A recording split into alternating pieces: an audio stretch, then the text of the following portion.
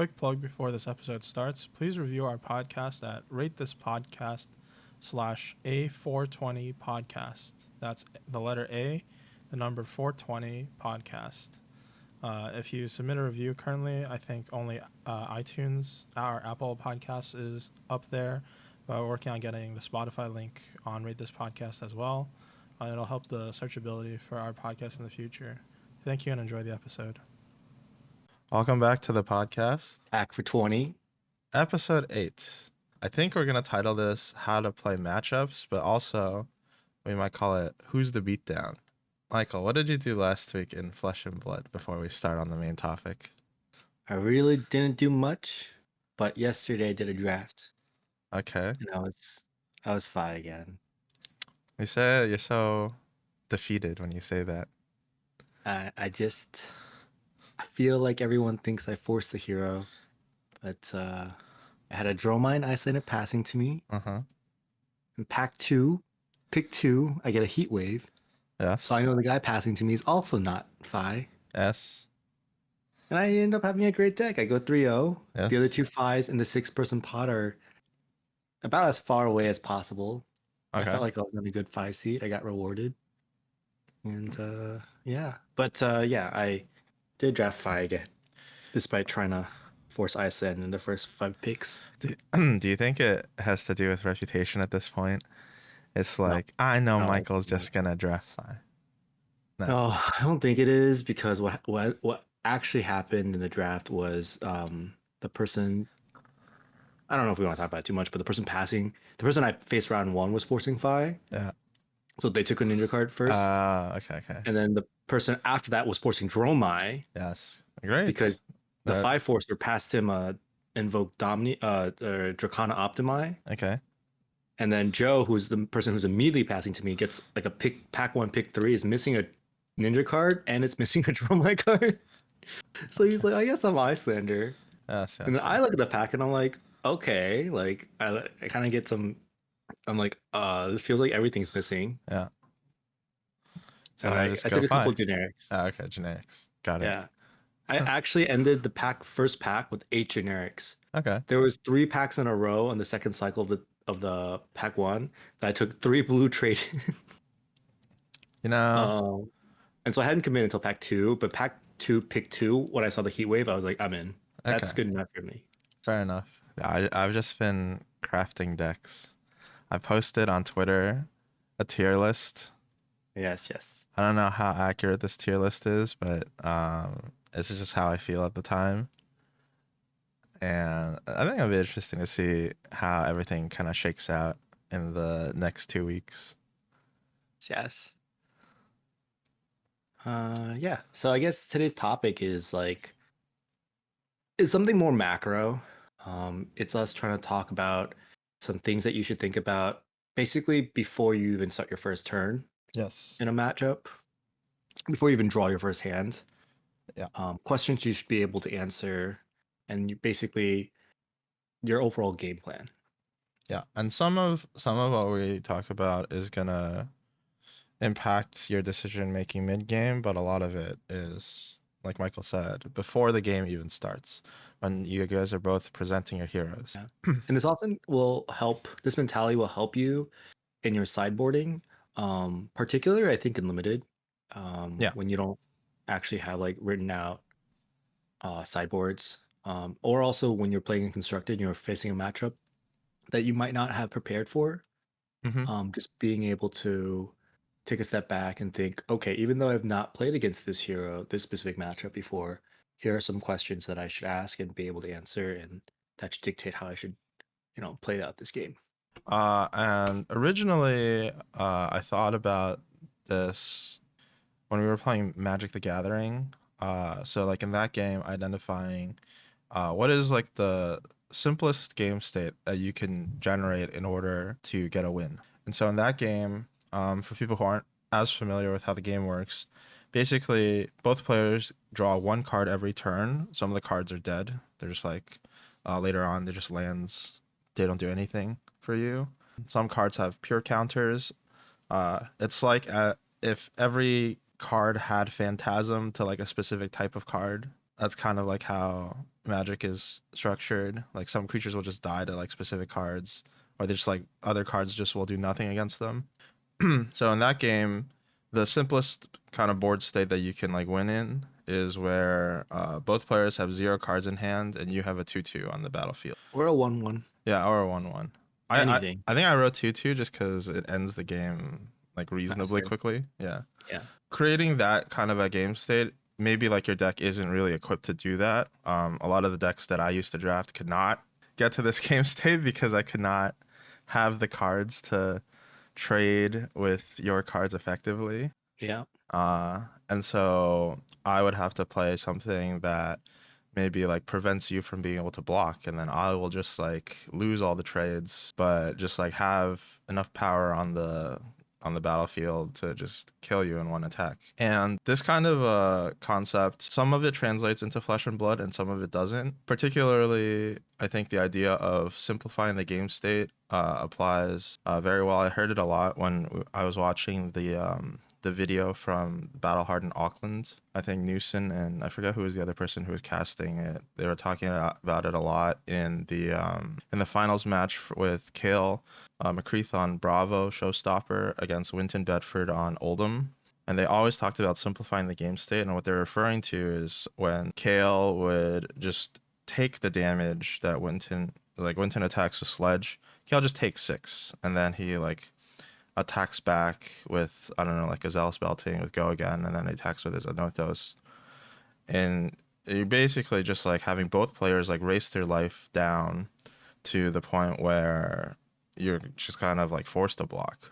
Yeah. So to be clear, simplifying the game state is trying to effectively race, or another way of thinking of it is just getting both players' life totals to kind of a low enough point where life becomes like a limiting factor.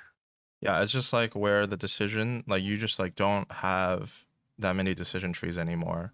When you're at the beginning of the game, you can decide, oh, do I want to use my life here, or do I want to use a card here? Do I want to set up my arsenal, whatever? If you're like low enough to like basically die to like an attack, like you don't have a choice, you have to block the attack, right? Another thing that's different about Flesh and Blood from Magic the Gathering, and I think this is something that people get caught up on a lot.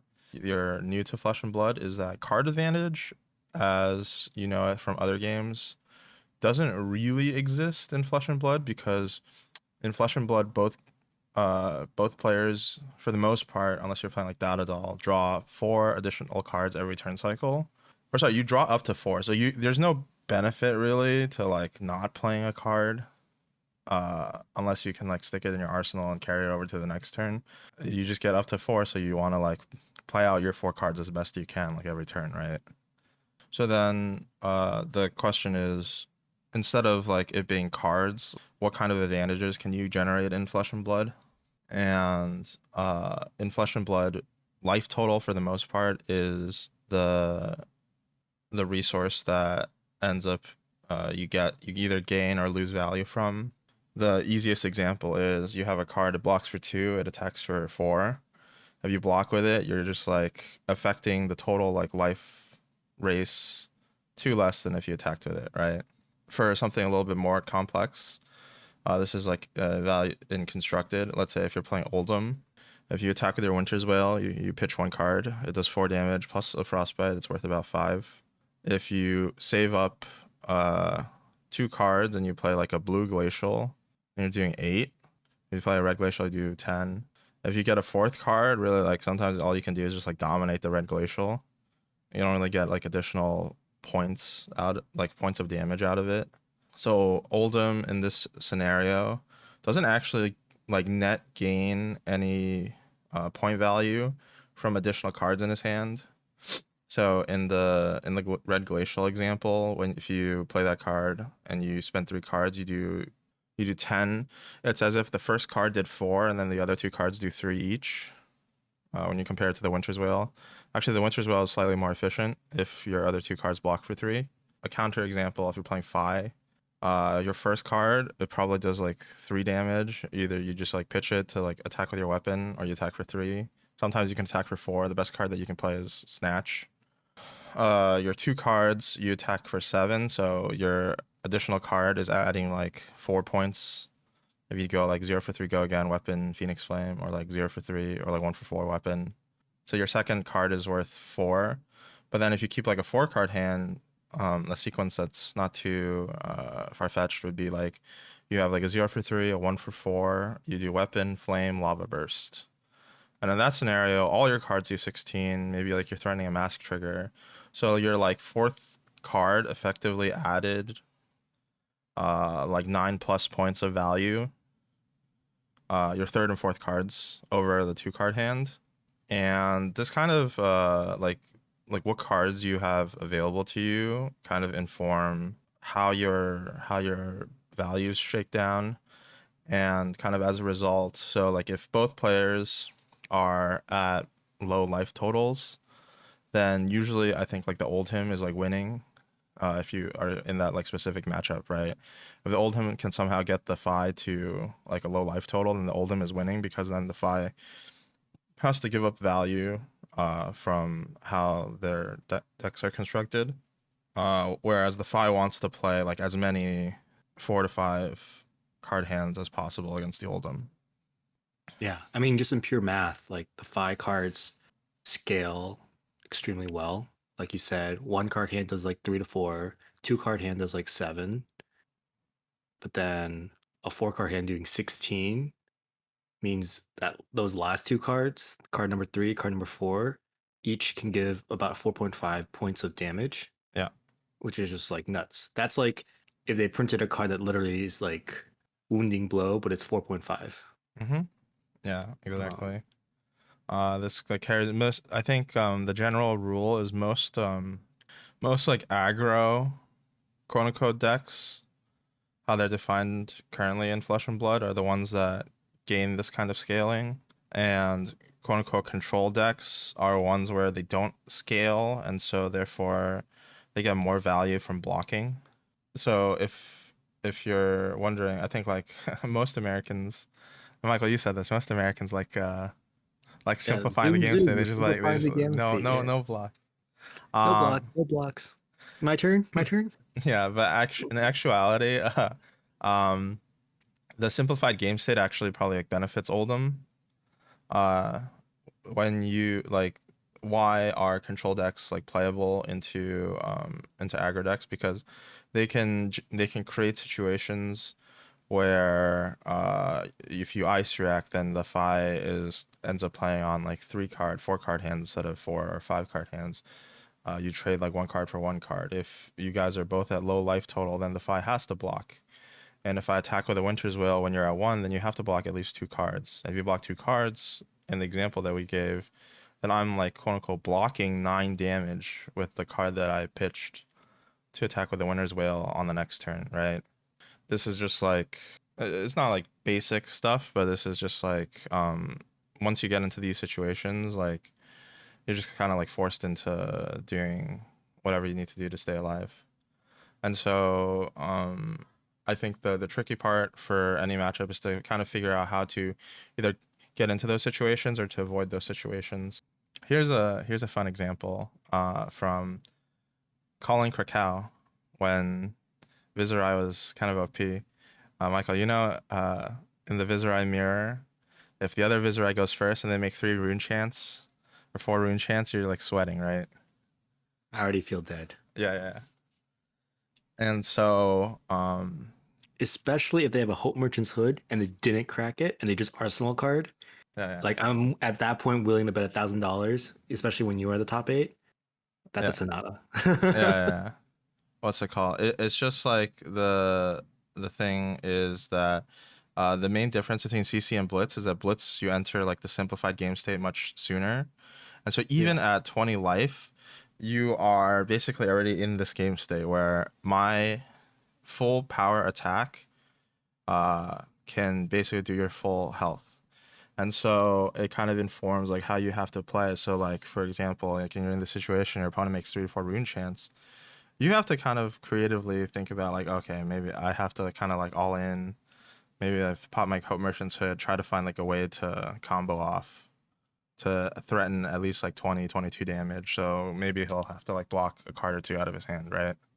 Mm-hmm. that was actually like I think one of the reasons why at Krakow, when I was going first in the Viserai mirror, I chose to play Grasp of the Arknight instead of Vexing Quillhand against like a lot of the other players.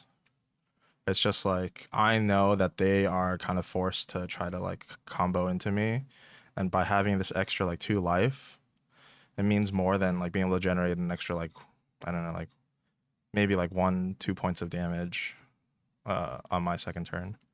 Yeah. Also, because you were going first, it was like you could almost always make a rune chant with the grasp, so it wasn't really you weren't losing that much. Yeah, exactly. So I think kind of what this whole episode was motivated by, uh, and I wanted to talk about this article that was written a long time ago by long-standing Magic player Michael Flores. I think he has a current podcast with one of our friends, Roman. I didn't know that. It's cool. Yeah, he used to do a podcast with Patrick Chapin. Now he does a podcast with Roman Fusco. Basically, and we'll provide a link to in the description, but it's basically one of the earliest articles that was written about understanding your role, both like within the game and then also like in matchups. So main questions that he brings up is so in his idea is if you have more damage, then you're the beatdown. If you have more removal, like more cards that trade, then you're not. The analogs in Flesh and Blood would kind of be like a similar thing. It's like if I can dump my cards to tack on more damage and scale better, then I want to apply pressure. But if I cannot like scale and like uh profitably apply pressure, then I kind of want to play like a little bit more defensive, right?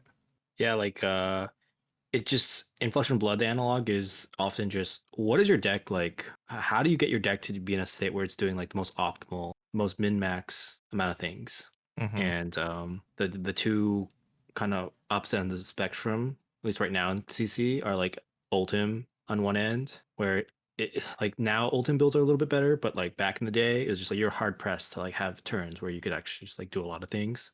Right.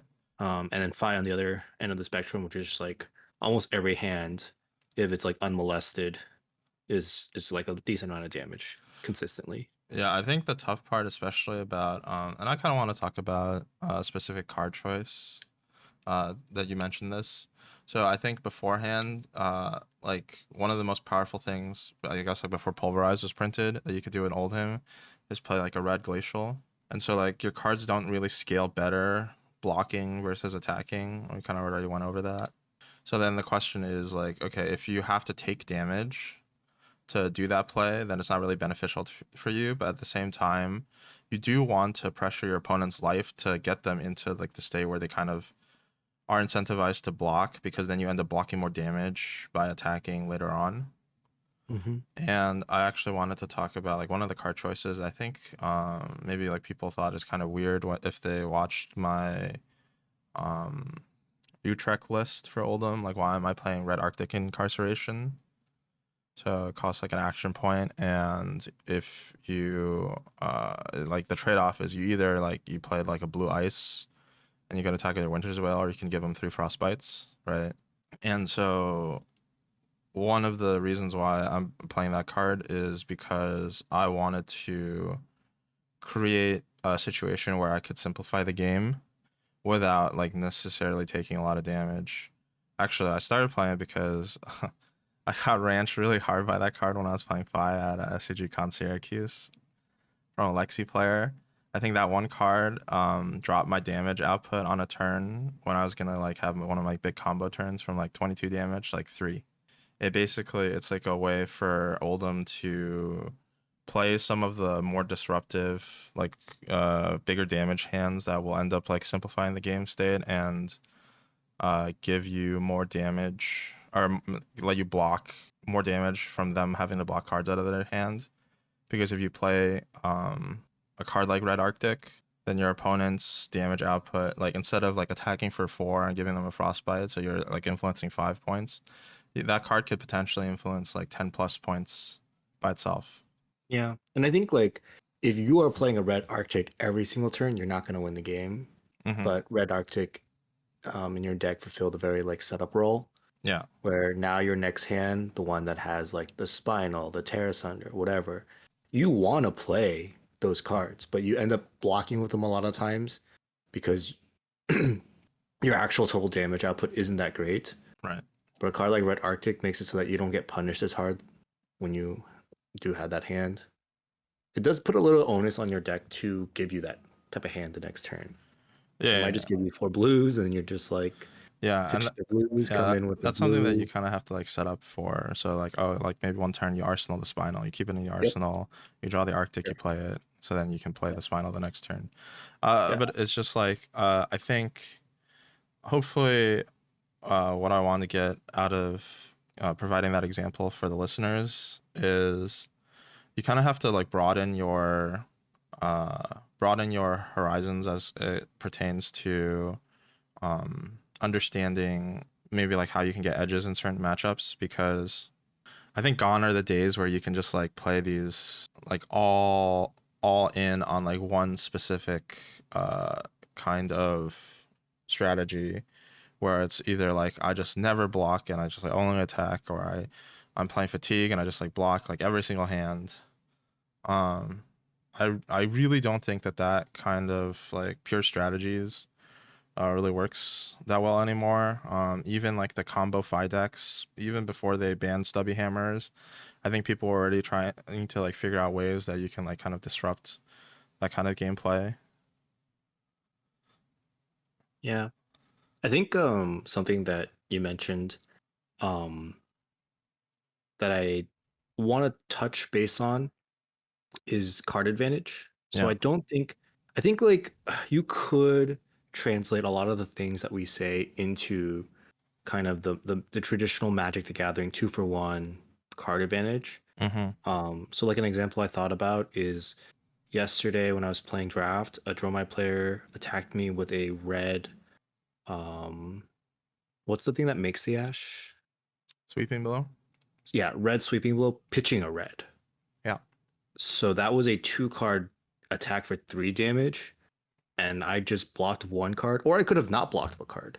But in some sense, that's like almost like they 1-for-2 themselves, right? Yeah. But I think the reason why you'll hear us say like +1, -1, +3, -3 instead is because like life is often like a resource in that sense. Like by not, I could have blocked 1 card, and that would have been your traditional Magic Gathering 2-for-1. Right. Or I just took 3 there because technically, to me, in my head, he just committed 2 cards to attack me for 3. That's just like, I'm so happy, right? Why am I so happy? Because normally when someone commits 2 cards to attack, Mm-hmm. you're taking 6 or Right. more, Yeah. maybe even 8.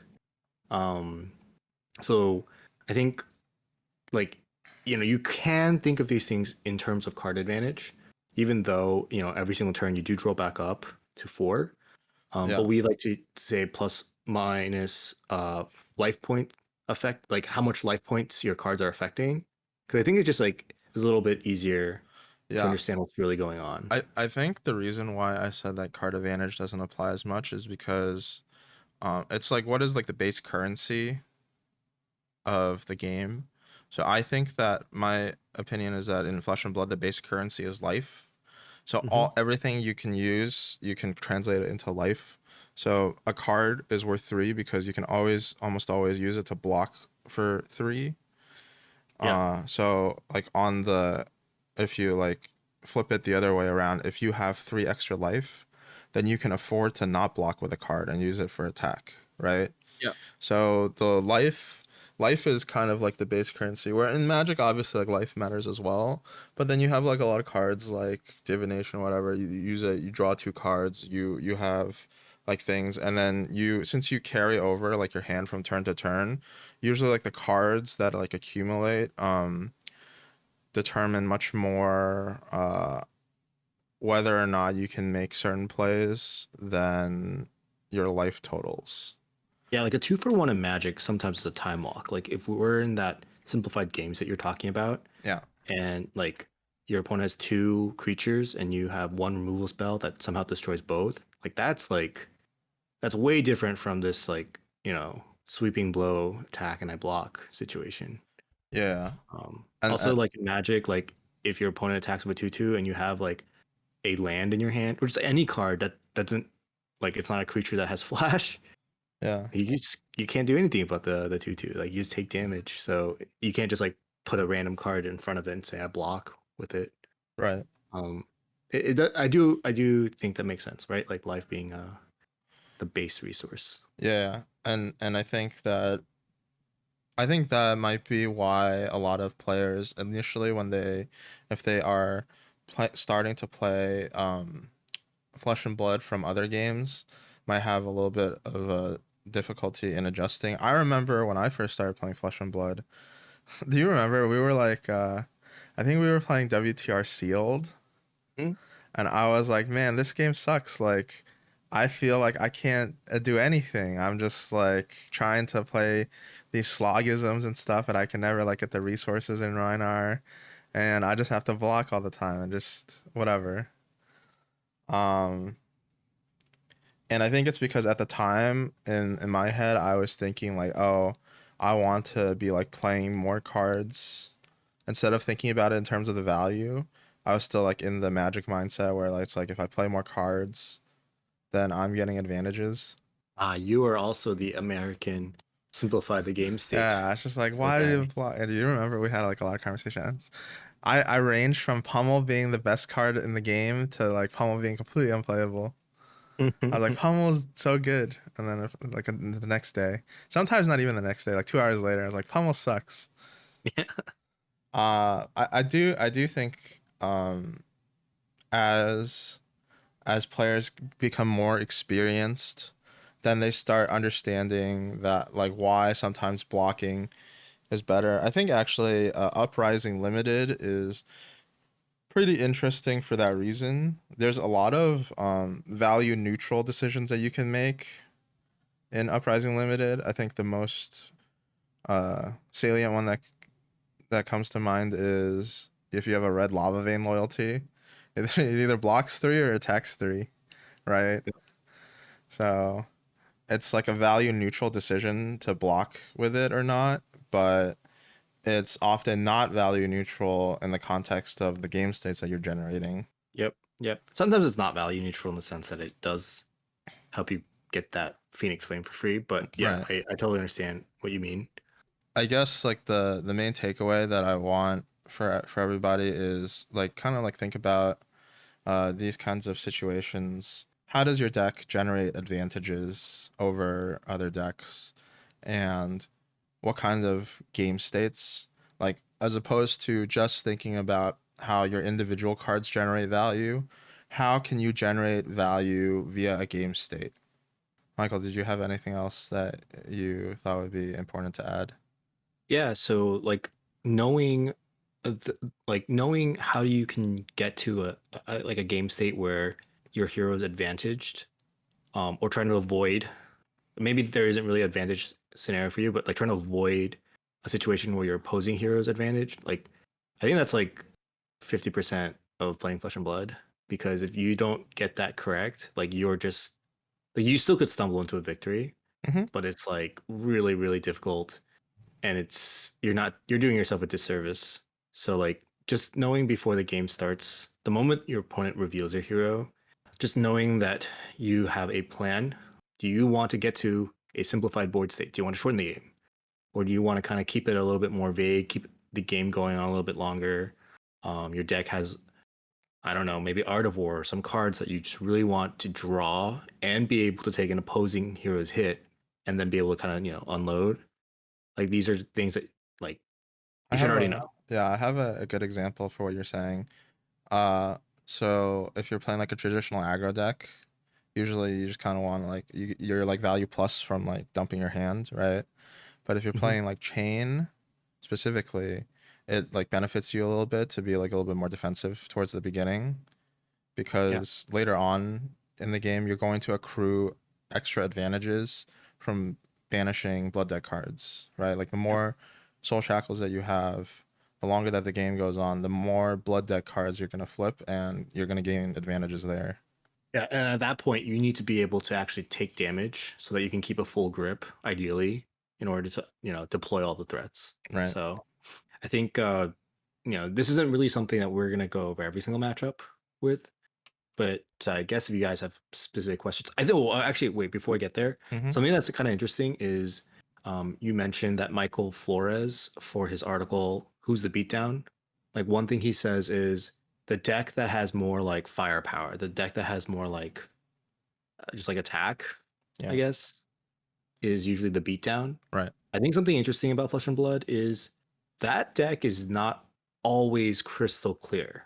There are ways to kind of subvert it. Some heroes it's just not possible. Like Fi, it's like like maybe you could build a Fi deck that's aiming to fatigue other people, but like his kit does that's just not what's going on. Just like a ninja in general. Yeah, like they don't have the armor, they don't have the Yeah.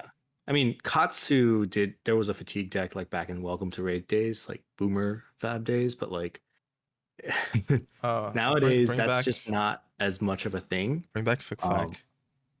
Yeah, Flick Flag is obviously like an insane card, right? Like it's a 0 for 6 if we're talking about numerical stuff. It's just like even if there are heroes that traditionally are like, go one way or the other, like there are ways to subvert it, and so you could create almost like these hidden advantages in those cases. But overall, like if you don't know what certain matchups are like one deck, like one matchup that like I don't actually completely know right this moment, Viserai versus Briar in the current meta. Like who's the beatdown? Right. Maybe it's Viserai, maybe it's Briar. Right. Briar has like a little bit of a high roll thing, so maybe he wants to prolong the game, like she wants to prolong the game. So those are just like things to think about. But if you're not sure, the best way to kind of get there is by testing and actually just playing some games and kind of witnessing the process yourself. Yeah, I think for testing as well, this is like a little personal rant of mine. People who just play games and call it testing versus like actually testing. So like things that you actually would want to test, for example, in this matchup that you're talking about, Briar versus Fi, or sorry, Briar versus Viserai. You should have one player try to like play more defensive one game and then switch it up and then try it playing like a little bit more aggro. You shouldn't always like play every game to just like try to win in the strategy that you have previously identified as being like the one that you want to take when you're testing. Yeah, there's definitely some value in the first, I want to say about 20 games of playing any hero in any matchup in any purpose, and that's just like mechanically getting used to the 20 flow of that games. hero. Oh, there's so many games. Yeah, I mean, I think if you're trying to prepare for like an event, like some heroes you've already played 20 games before even sleeving that deck up, right? Yeah. But I think like you should at least have about 20 games just so that you're not making like mechanical mistakes. Sure. You're not forgetting a tunic because it's a tunic hero. You're like, what are some specifics? I don't know. Like if you're playing chain, which I guess is no longer relevant in CC, but like just forgetting to banish the top cards of your deck, Like you attack with Briar, you forget to make the embodiment. yeah, like little mechanical things like that. Some heroes like have less of it, but I do think there's value in that. Just like whatever, as long as it's a game, just play some games. But once you get to that point where you like those type of mechanical, procedural things are no longer like a concern, then like actual testing is a lot of answering these questions, I think. Yeah. Like, what are my key cards? What life total do I need to stay at before I can like do my big turn? Do I like what do I need to do in order to stop my opponent from getting their big turns? Yeah. Like identifying a situation where you have to block of that snatch, because even though you could attack with it, you need to actually stay above 10 for some whatever reason, because on a future turn 10 is about how much life you need in order to keep the whole hand. All right. And I think is that all that we really have? So I am making an account on Rate My Podcast, and I will provide the link to this. I believe that it should help the discoverability of our podcast in the future to have reviews. For now, if you submit a review, I think if we think that it's funny or or it's interesting, maybe we'll shout it out on the next episode. Yeah, we'll just put a link in the description on YouTube. If you're not able to find it, just come onto the YouTube channel and you should be able to see it there. Yeah. I think upcoming next week we'll have a normal episode as well. Right now, of course, it is the skirmish season, so it's sealed and blitz. I apologize in advance that we didn't really talk about sealed or blitz for today's episode. I think. Are you playing much sealed? I don't think personally. I'm not too involved in sealed and blitz at this point. Yeah, yeah. Watch your first episode for sealed. The spoiler is just play Fi. Yes, yes. But the weekend after that, we are going to. Well, I guess even that weekend is still another skirmish season. But the week after that, we'll be in Singapore, Right. and so we'll be exploring that great island and playing some more draft and CC. All right, sounds good. Again, please leave a review. It'll help the searchability of our podcast. And thank you so much for listening. And I will see you on the next one.